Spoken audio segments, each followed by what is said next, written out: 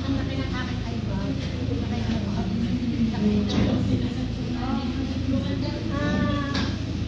itong RF reward, August pa ako i-invite ni Mark.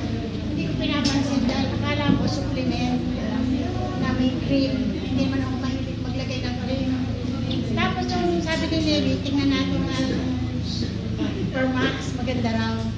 Nagpunta nga kami sa Oxford, September 11.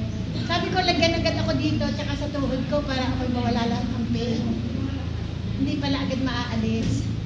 Pero, nakatulog agad ako. Kaya pala malaki yung aking eye bag. May insomnia ako, hindi ko kala ko osteoporosis, tsaka yung mga lamig. Noong 2.5 years, yung aking paa, lumagipit siya, ipit ugat pala. Kaya matagal ko maibalik yung lakad ko. Pero, hindi ko siya nilagyan. Ang nilagyan ko lang dito at saka dito dahil gusto ko yung eye bag ko mawala. Pero ang laki ng pagbabago, hindi ako nakakapagmaong. September 16 hanggang September 30. Ngayon, mga isang buwan na nakakapagmaong na ako. Pumasya na yung mga sityo.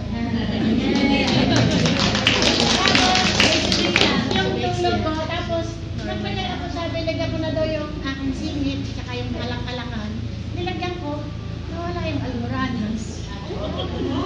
Tapos, kasi nga pagbabago, pumuti daw ako, tsaka lumito yung mukha. Nawala na yung mga damage ko sa mukha.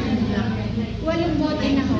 8 bote na naglalay. Dahil ako may katarak, ayaw ko magpa-laser.